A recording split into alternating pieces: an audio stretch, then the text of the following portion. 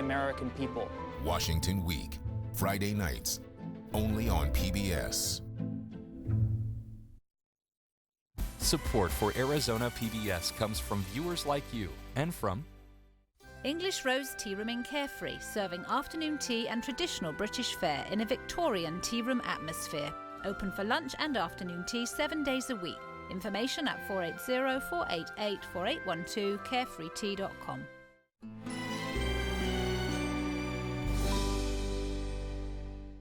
On the next Arizona Horizon, another Valley City looks to revamp its recycling program due to increasing costs. And we'll hear from the new artistic director of the Phoenix Corral. That's on the next Arizona Horizon. We can't continue to allow China to rape our country. Cooperation is the only choice for the United States. If the government asked for the data, would you have to turn it over? Such a great amount of change in such a short amount of time. Welcome to China. on Arizona PBS. Think Wednesday on PBS. For stories from the world around us. Stories of unusual pets. Pulling hard. Oh, look at this. Destructive megafires. An entire community gone. And the concrete jungle. We meet the animals that have moved into the city. For stories that get you closer to life. Think Wednesday. Tonight at 7 on Arizona PBS. Explore new ideas and new worlds here on Arizona PBS, a community service of Arizona State University. See this playset? There used to be a pickup truck sitting there, a truck I didn't use and didn't want. So I donated it to public television, and they took care of everything. In addition to supporting my favorite programs, I earned a tax deduction. Turn something you don't need into something you really want. Contact the Vehicle Donation Program. Coming up next on Arizona PBS, Life and World.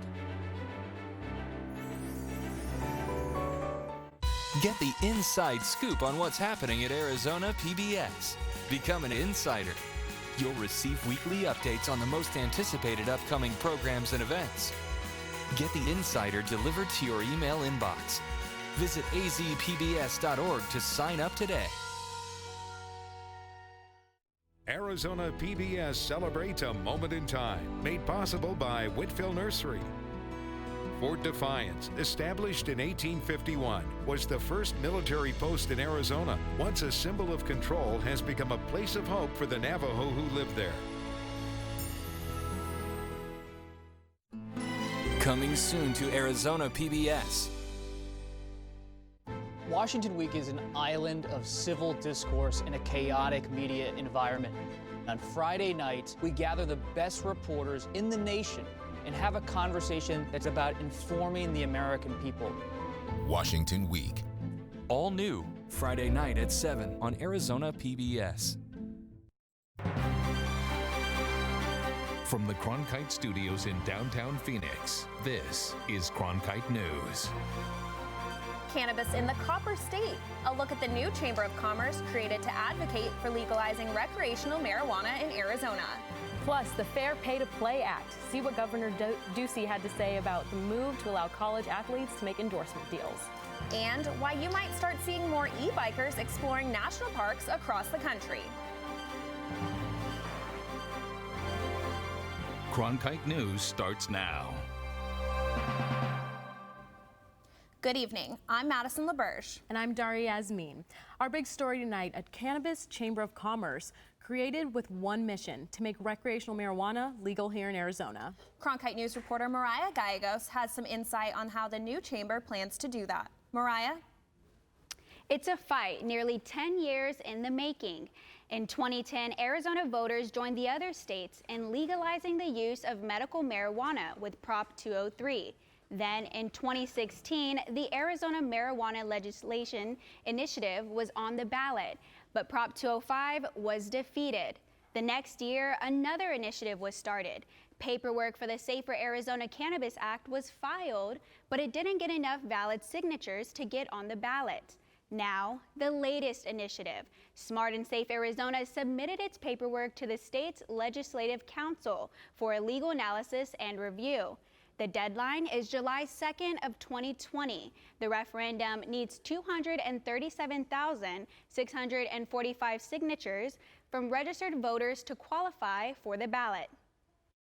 The Arizona Cannabis Chamber of Commerce, also known as AZC3, wants to bring change to the Smart and Safe Arizona proposed initiative to legalize the recreational use of marijuana. The goal for the Arizona Cannabis Chamber of Commerce is to promote professionalism and ethics across the industry, as well as to support small businesses in the marijuana space. Susan Wang is the CEO of a national portfolio of cannabis brands. She believes the mix of professions which make up the group can better serve the community. There are attorneys and there are accounting firms, there's a payment solutions, there's banking, there's other experts with a certification and laboratories that are involved. And that's actually what we need in Arizona, the diversity. Because how can you let just the dispensary owners to decide the fate of adult use here in Arizona? If the legislation is passed, Arizona would join the District of Columbia and 11 other states, highlighted in bright green, which have legalized marijuana for recreational use. AZC3 is not against the recreational use of marijuana in Arizona, but they are pushing for changes to the proposed initiative, and if not, they will take their changes to the legislator. We know all the benefits this product's brought to patients, especially our veterans with PTSD and mental illnesses, and we want to make sure that as many people get this product that need it, and also that they get it in a very safe and healthy way. After speaking with members who attended the launch of AZC3, many believe after the 2016 initiative was defeated by just 2.64%, Arizona has a chance of becoming a recreational use state. Mariah Gallegos, Cronkite News. Vice President Mike Pence is visiting Phoenix this week to celebrate Republican Senator Martha McSally at a reception tonight. Tomorrow, he'll take part in a roundtable discussion with Hispanic leaders at a Scottsdale church. After that, Pence is scheduled to give remarks on the United States-Mexico-Canada trade agreement down south in Green Valley. And we just learned Democratic presidential candidate Beto O'Rourke is making his first visit to Arizona since joining the 2020 race for his party's nomination. The former Texas congressman will hold town halls in Phoenix and Tucson on Sunday. According to his campaign, O'Rourke plans to talk about the Trump administration's treatment of immigrants and asylum seekers. Lying, despicable, lowlife. Those were just some of the words President Donald Trump used today to describe House Democrats and their impeachment inquiry. Republicans have been rising to the president's defense for the most part, and now an Arizona lawmaker is taking the reins of the conservative group that is squarely on Trump's side. Cronkite News reporter Heather Cumberledge has the story from our Washington bureau. It doesn't come with an office or a staff or a pay raise, but colleagues say it was still kind of a big deal when Arizona Congressman Andy Biggs took over yesterday as chairman of the Freedom Caucus. I'm excited that Andy Biggs is going to be the chairman of the Freedom Caucus. I mean, this is a very influential, and our own Arizona, Andy Biggs, is now the newly elected chairman. Biggs was elected September 10th to lead the group of hard-right House members, and he came to the job with an agenda and an arsenal of tweets. Number one is to continue pushing the conservative agenda in Congress and working with the system that we have. The second thing is we want to realize that, and we do realize that the 2020 election is right around the corner, and we have to get that, we think we need to get that majority back. Former chairman and Freedom Caucus founding member Jim Jordan of Ohio praised Biggs' selection in a statement. He said, "Representative Biggs is a leader.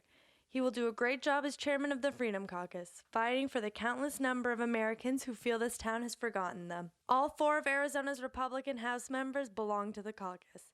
And Biggs noted that fellow Arizona Representative Paul Gosar is chair of the conservative Western Caucus. Biggs said he hopes to continue to use the caucus to advance national issues. Well, Congressman Jordan and Congressman Meadows have just built this great foundation and lifted the Freedom Caucus to a national platform, and we're going to continue working on that. But also for Arizona issues. Plan that we did That had nothing to do with Freedom Caucus, but it would have been nice to be able to go to Freedom Caucus and say, this is why this is important. Passed unanimously out of both houses, but it really, I think, allows us to raise some of those issues the way my colleague Paul Gosar has with the Western Caucus. Biggs is just in his second term in Congress, but Lesko said she is confident he can do the job. I trust him. He's a principled conservative and isn't hostile, isn't full of a lot of rhetoric. He's pretty calm, tries to work things through, and really stands up for what he believes in, and I think he's going to be a good leader of our group. Biggs didn't wait to become chairman to defend Trump. Last week, he called for a censure of California Congressman Adam Schiff, the Democrat in charge of the House Intelligence Committee, a move he said today has 29 co-sponsors. In Washington, Heather Cumberledge, Cronkite News. Native American and Hispanic leaders told a panel of members of Congress Tuesday decisions to reduce the number of polling stations and restrict early voting has disenfranchised members of their community. Native American leaders said their tribal members live in isolated and rural areas and have little access to voting locations. And many also use Navajo as their primary language and don't always have access to adequate translation services. Developing now, California Governor Gavin Newsom recently signed the Fair Pay to Play Act, allowing student athletes to make money from endorsements. Cronkite sports reporter Brady King is standing by now with the reaction from Arizona's governor. Brady? This is a hot topic for debate not only in California, but across the country. On Monday, Newsom tweeted, "Colleges reap billions from student athletes, but block them from earning a single dollar.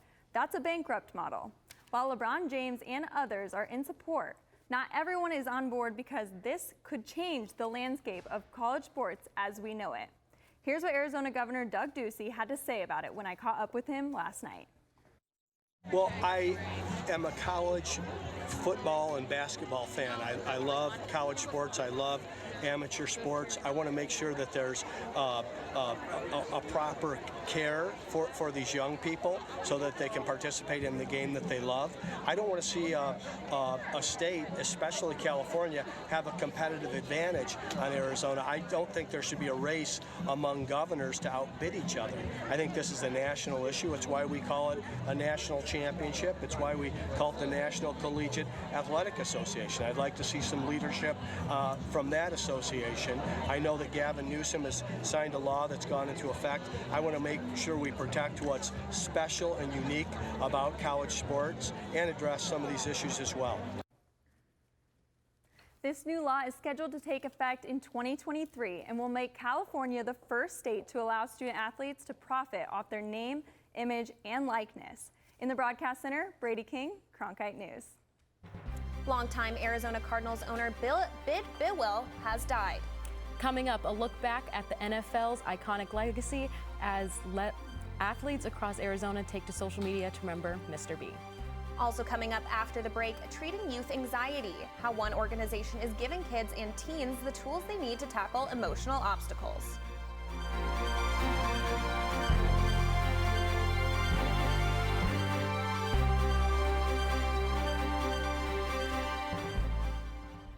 Cronkite Noticias is the Spanish-speaking division of Cronkite News, covering topics such as economics, education, sustainability, immigration, and border relations. Cronkite Noticias strives to serve the Spanish-speaking community in Arizona. Under the guidance of prominent Spanish-speaking professionals, students at the Walter Cronkite School of Journalism develop content for our broadcast partner, Univision, as well as on Facebook and Twitter. Explore Cronkite Noticias at cronkitenoticias.azpbs.org. Stay in the know on the go. At Cronkite News, we work hard to report the facts and keep you updated, whether we're on set or on the scene. Taking it from the studio to the field. So I'm here in South Phoenix. In Phoenix, we're just a click away. Follow us on Facebook and Twitter, or find us online at cronkitenews.azpbs.org. New efforts are underway right now to help children who suffer from anxiety and depression. Cronkite News reporter Ashley Stewart spoke with a school psychologist and other experts looking for innovative solutions. Stress over school, making friends, and social media. These are just some of the worries causing a rise in anxiety and depression in kids under 18. Many still aren't getting treatment, but here in Arizona, some experts are working to fix that. How are we going to teach our kids to kind of be more self-aware and manage their own emotions and problem solve? And that's, I think, across the country becoming a bigger ordeal. School psychologist Ashley Kronebetter wants to give her students more tools to help them cope. We have an intervention team, and so for any of those kiddos that need that extra support, whether that's small group or just checking in one-on-one, we track it that way and monitor, like, are they using their tools? You know, is it being successful? Are they, maybe having to leave class less? More than 8% of kids ages 6 to 17 have been diagnosed with anxiety or depression, but there is still a need for more resources. Ryan Stoll is the co-creator of Compass for Courage, a program designed to prevent chronic anxiety in children. Can we take what is known to be some of the best available evidence-based tools for child anxiety, package it into a game-based program, and deliver it through community settings like schools? The program uses board games, role-playing, and other methods to teach kids to overcome emotional obstacles. Our Face It game, for example, we have all these situations here that are, really commonly anxiety-provoking within the schools, and we help them, identify some that are like a 3 or 4 on what we call our yikes thermometer. Diana Diaz Harrison is a mother of an autistic son who struggles with anxiety.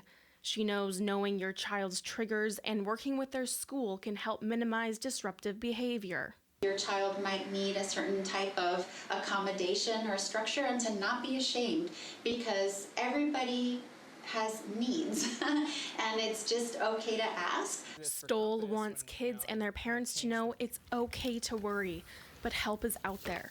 You can do something about it. You have the power to reduce that anxiety so you can, thrive in anything that you do. Compass is in 50 schools in Arizona and has plans to expand across the nation. Live in the broadcast center, Ashley Stewart, Cronkite News. Bill Bidwell, whose family has owned the Arizona Cardinals for almost 80 years, has died. He passed away surrounded by his family and loved ones, according to multiple reports. Bidwell was part of the NFL family his entire life, starting from his days as a ball boy. Scotty Gange is joining us live with the reaction from the team. Scotty? Yeah, Arizona Cardinals longtime team owner Bill Bidwell passed away this morning at the age of 88. Now, Bidwell spent over 8 decades with the Cardinals. Bidwell's life as a Cardinal began when his father Charles bought the team in 1932, where Bill rose from ball boy to owner. Now, Cards president and Bill's second oldest son, Michael Bidwell, said in a statement, quote, "Our dad passed away today the same way he lived his life, peacefully, with grace, dignity, and surrounded by family and loved ones," end quote. Now, 16-year wide receiver Larry Fitzgerald and former Cardinals quarterback Jake Plummer shared their sentiments on the man simply known as Mr. B. I know there were numerous times sitting with him and talking football. He was a walking historian when it came to the game of football and where it started and how it's been built. And it was always very intriguing and interesting to sit and talk with him. When I got here, he was still, running things, and I would imagine the first pick overall in the draft, had to have his blessing, and without his blessing, there's no way, I would have been here, and there's no telling what my career would have been if he didn't believe in me. In his lifetime with the Cardinals, Bidwell was as connected with the organization and the Sea of Red as anyone, and he will be deeply missed not only with the Cardinals, but with the Arizona community as a whole. From the newsroom, Scotty Gange, Cronkite News. Cardinals fans and other pro athletes are taking to Twitter to remember Mr. B. Arizona Coyotes president and CEO Aaron Cohen tweeting in part, "Mr. Bidwell was a visionary and one of NFL's great leaders. He gave his heart and soul to the Cardinals, and under his guidance, the team has become a model sports franchise." Cardinals wide receiver Larry Fitzgerald sharing this photo with the caption, "The NFL family lost a pioneer today." Bill Bidwell loved the Arizona Cardinals and the great state of Arizona. He paved the way for so many by being on the forefront of giving minorities the opportunity to thrive as coaches and executives. The National Football League sharing their condolences for the 88-year-old on Twitter as well. And the Houston Texans tweeting in part, "We extend our deepest sympathies and condolences to the Bidwell family and the Cardinals community during this difficult time." Coming up next on Cronkite News at 5, e-bikers are getting the green lights to hit the trails.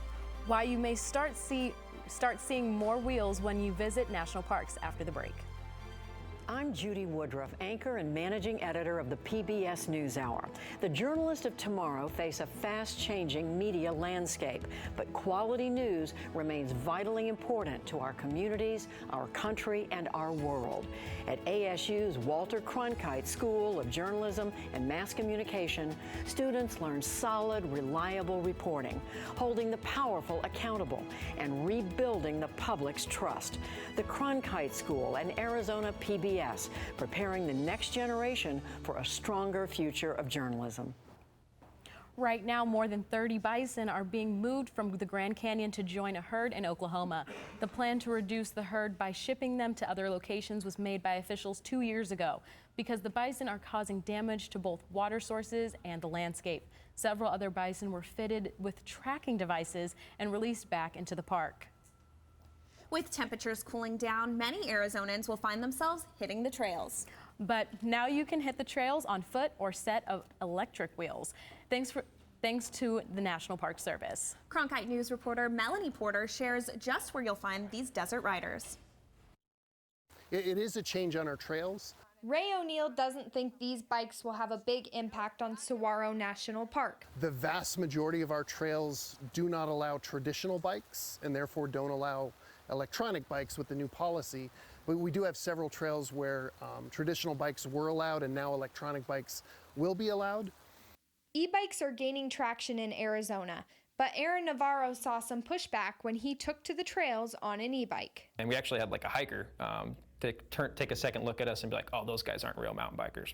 So there's definitely, even not just within cyclists, but kind of just in general, there is that kind of view that just because you're not pedaling as hard doesn't make you as good or something like that. But for James Lorenzen, he sees e-bikes becoming more popular among baby boomers who would prefer the ease and comfort that comes with electronic bikes. Really all over the world. We're a little bit behind Europe by about 6-7 years, and we're seeing less and less people getting uptight with operating around e-bikes. What they're finding out is that they're just a regular bike. Now these bikes are allowed on trails within national parks. Some people are concerned about the potential environmental impact that e-bikes could have on the national parks. However, park rangers believe that if visitors are mindful and respect the previously established biking rules within the park, the environment will have little to no impact. The trails where we allow traditional bikes also allow hikers and horseback riders and now e-bikes, and if we start to see conflicts, we do have the opportunity to rein in one of those uses. As far as safety concerns, education and caution is key. We'll continue to educate and get folks to understand that our scenic drive, the biggest place that people come to use bikes in the park, is a great scenic drive, which means you're going nice and slow and you're enjoying the scenery. And enthusiasts are hoping that the industry will only pedal forward once people can fully experience the joy of e-bikes. In Tucson, Melanie Porter, Cronkite News. You know, electric bikes are really cool and everything, but I'm a unicycle guy, so I need them to invent an electric unicycle. It's a lot of pedaling on the calves. Listen. I don't know if I'm balanced enough for a unicycle, but I am a traditional bicyclist. You know, I'll do a stationary, but I don't think I'm really a biker. But how are we going to ride into this weekend, Quentin? We are riding into this weekend on a pretty smooth trail. Take a look. This is what we're experiencing right now. The upper 80s around the valley area, going up to 89 in Phoenix right now. That's your high for today. Then we're getting into the mid 70s as we move up north a little bit, and then down into the mid 60s around the Grand Canyon and Flagstaff area here. Then around the Colorado River Valley area, 86 degrees down to up to 90 down in Yuma there. So not too bad. We've seen worse, and we most certainly will see worse, but I'll show you that in a minute. First, our evening planner for today, 5 p.m., about 89 degrees. We're moving down only to 77 by 10 p.m. Your sunset for tonight is scheduled for 6:11 p.m. tonight. Taking a look at your day for tomorrow, we're starting off pretty cold. We're at 71 by 8 a.m., then moving all the way up to 81 by 10 a.m., a 10-degree spike.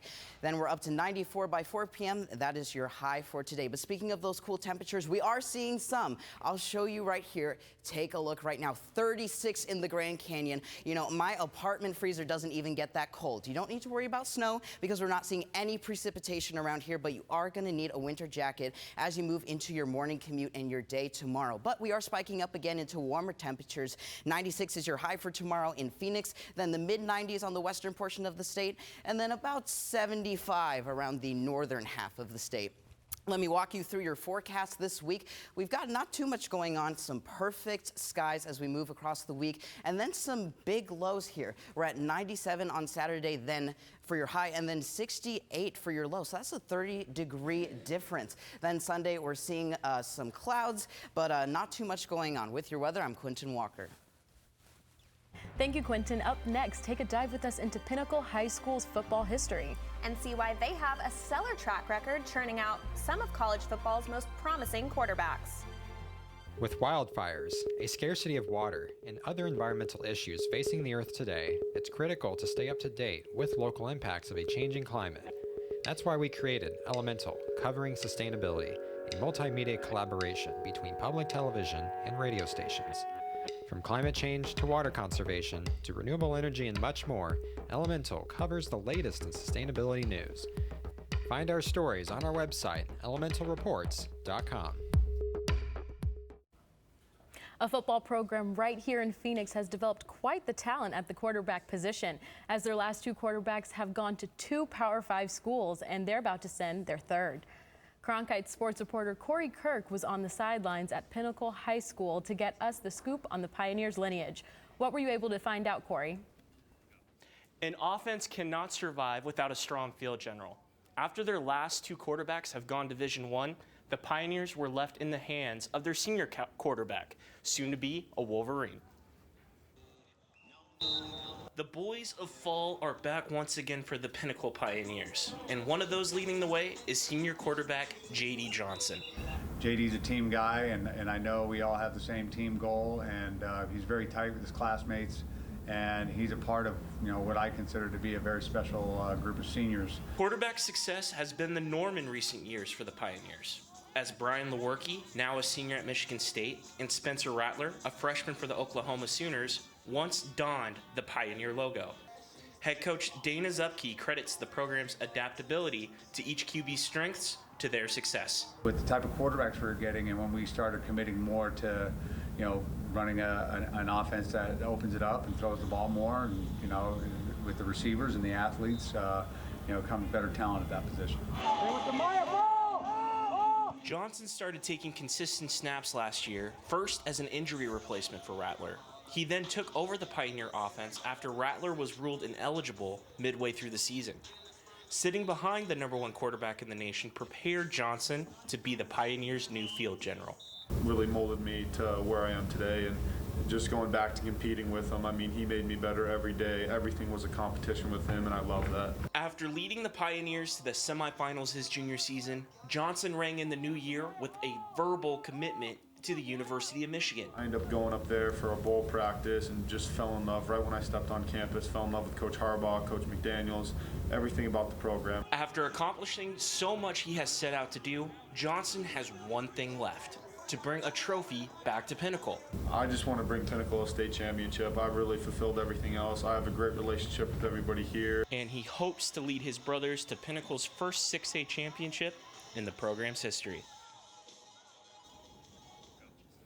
Once his last high school football snap is played and he signs on that dotted line, JD told me he isn't waiting for the college experience. He's graduating from Pinnacle early and enrolling into the University of Michigan this winter to get an early start on the playbook. From here in the Media Center, I'm Corey Kirk, Cronkite Sports. Cronkite News is proud to be the news division of Arizona PBS. Here's what's coming up on Arizona Horizon and PBS NewsHour. On the next Arizona Horizon, another Valley City looks to revamp its recycling program due to increasing costs. And we'll hear from the new artistic director of the Phoenix Corral. That's on the next Arizona Horizon. I'm Judy Woodruff. Tonight on the NewsHour, the President, the Attorney General, and the Secretary of State are now at the heart of the impeachment inquiry. Coming up after Cronkite News and Arizona Horizon on Arizona PBS. That's it for Cronkite News tonight. Thanks for joining us. For top Arizona stories anytime, go to cronkitenews.azpbs.org.